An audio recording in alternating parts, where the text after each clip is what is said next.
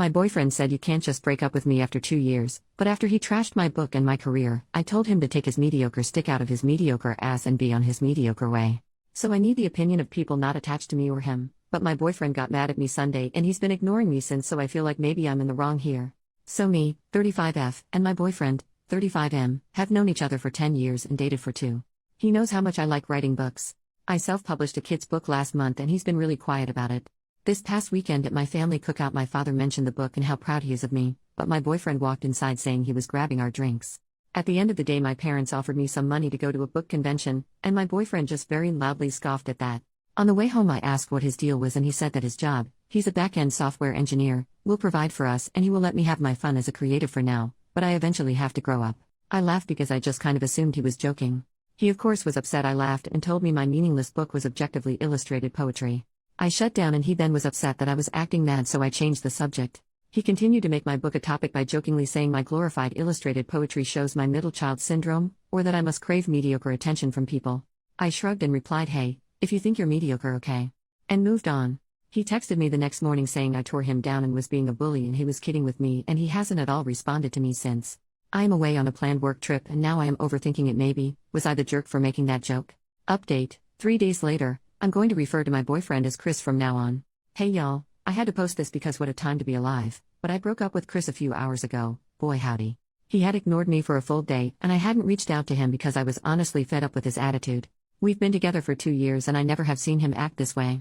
I flip-flopped between maybe he was having a bad day or something was going on and he transferred his negative energy onto my book, but no, he's just a soggy moldy baby carrot that didn't think I had dreams of my own or I would throw it away for him. Our mutual friends have told me that he had basically told them that I rubbed my success in his face and made him feel like a simp just following his girlfriend around, being ignored when he has a successful business and has the higher paying job. He texted the day after his silent treatment that me not reaching out to him was a sign that I don't love him, and went on to say that I love my book more than I love him because I neglected him while working on it, and then that I didn't praise him at the party as my biggest supporter.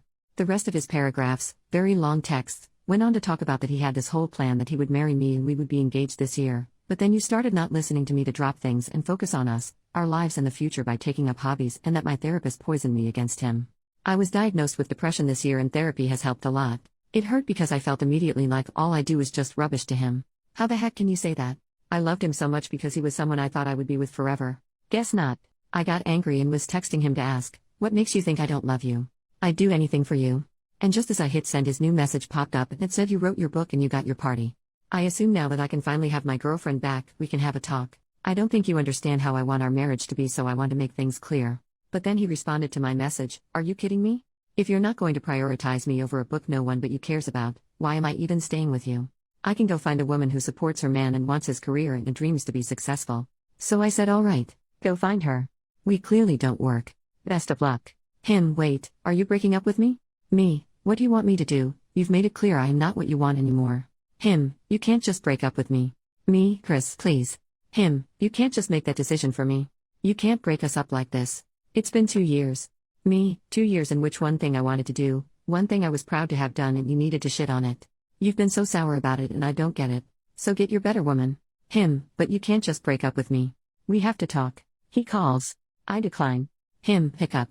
You are being ridiculous. He shows up at my door and the second I opened it trying to push in, but I hadn't left the chain lock on. He was screaming at me. He said I can't break up with him. It's been 2 years. How do I think it will go for me to try dating again after passing the expiration date for children? That's when I asked him to leave or I would call the police.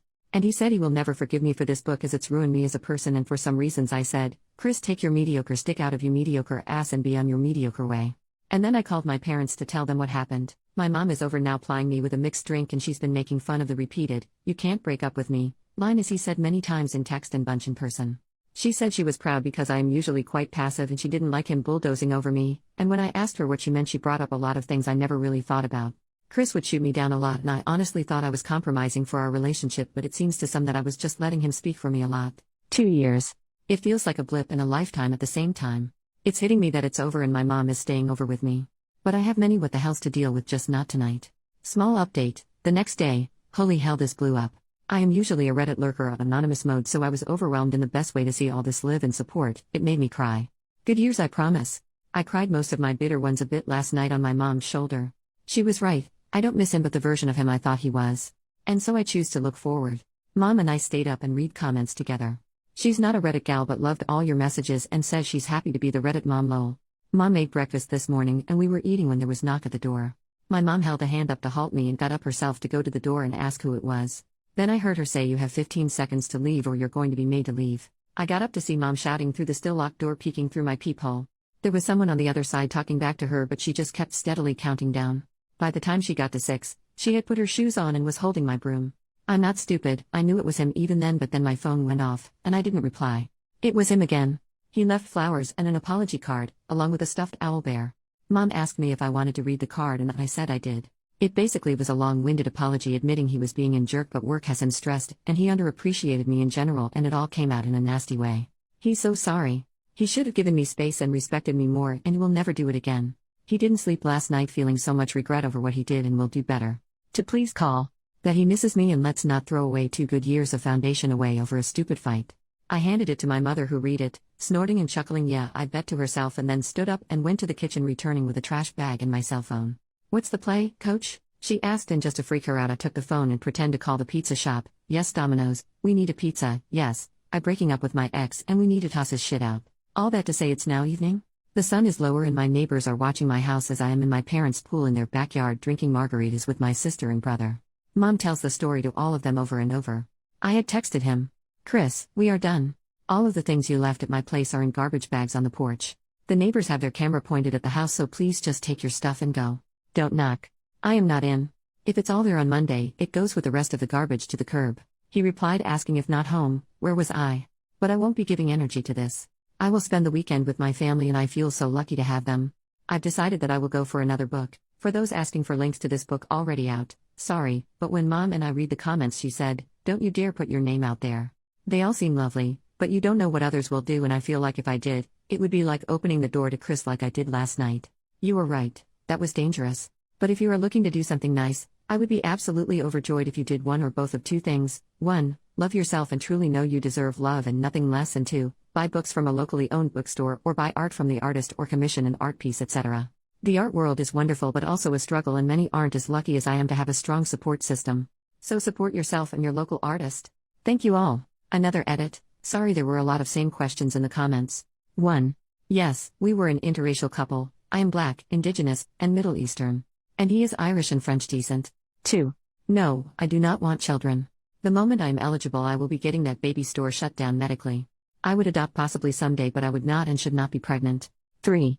Chris and I were friends before we started dating so I thought I knew him and his family well. 4. Mom has always been cordial with him even if she didn't care for him. She did the whole mama thing of hugging him, feeding him etc. 5. Yes Mom will adopt you, she says she sends her heart to you and every hug you deserve and more. 6. Dad didn't come over because and I quote, you wouldn't have wanted me in a space that boy would also be in given what happened so he stayed the course of his trip he was on. 7. I intend to be an author whether it be full-time or part-time. Oddly enough my book sales are skyrocketing a lot online. Second update, 2.5 months later, hiya. Forgot about my post entirely then my friend group chat blew up the other day that my post was read on TikTok and I was like man I forgot to update that. A couple months ago I posted about my ex Chris.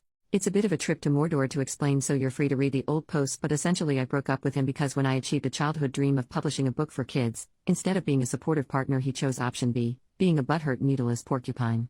Ineffective sure, but damn sure he's not. Anyway I posted about 2 or so months ago. To answer a couple questions about it all, yes I published using a popular site, no I can't share the title without outing my real name, and yes I did promote it at local conventions. You guys my book sold a bunch. Like last month I made $500 and this past month I made $700 bunch.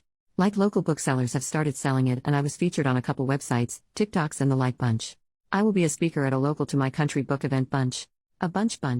I have been over the ever-loving freaking moon about it. But of course while all this was happening, my breakup with Chris was also happening.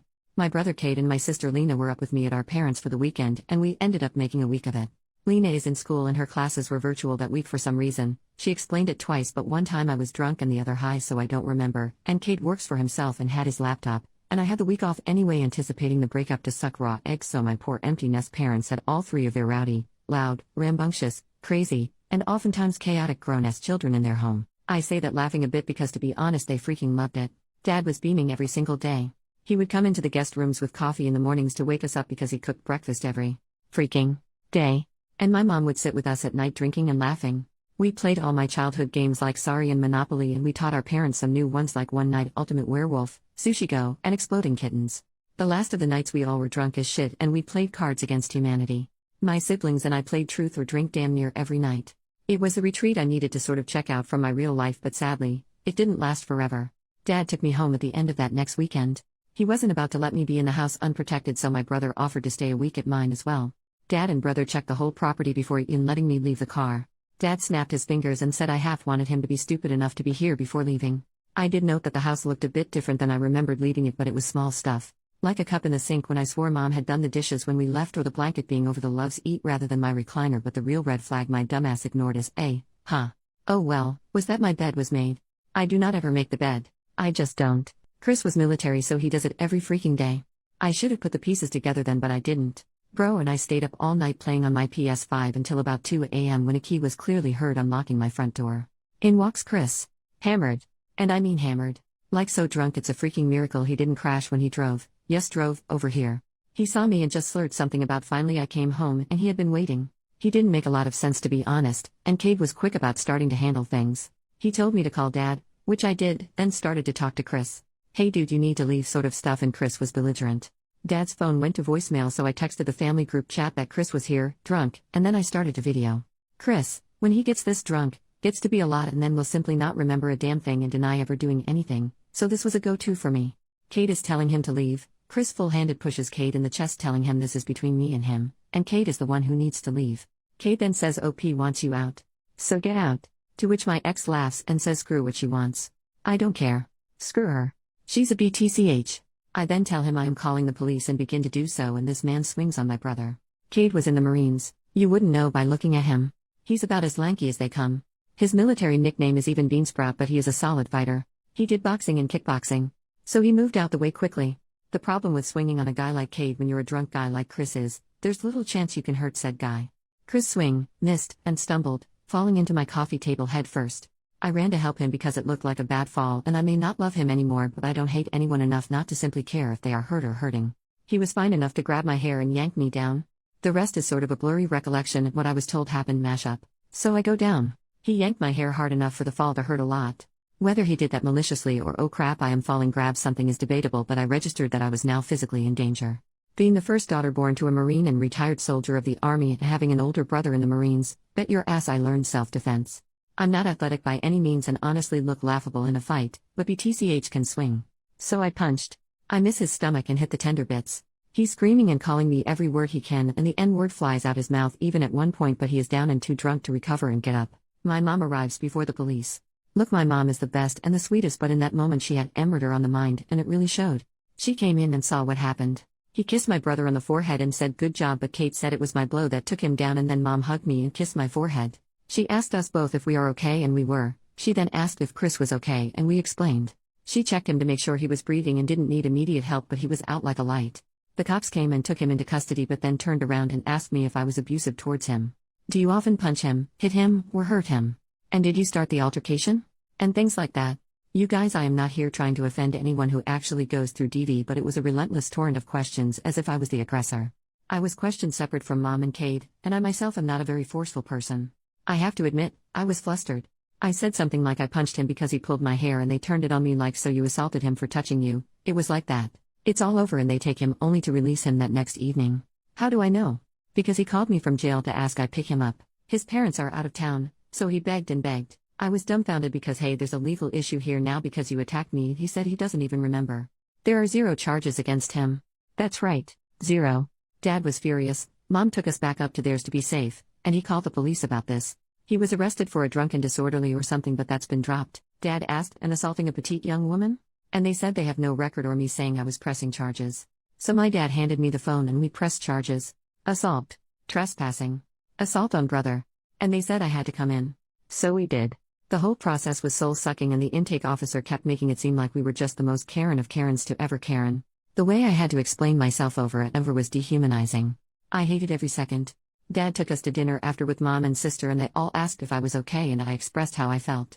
Dad was quiet and then said, unfortunately it's like that, and as a young woman of color, I will face it a lot. Chris's family isn't rich. They are well off though, and they also have many members in law enforcement. But Dad told me not to worry. He already hired someone to handle this BS. He gave me the option of either moving in with them temporarily or him, mom, and bro taking turns staying with me at my house. I chose the easier path and packed the essentials and have been up at my parents'. I am writing this on my phone with the family dog, Spock, at my feet. I love my family, but staying with them is smothering.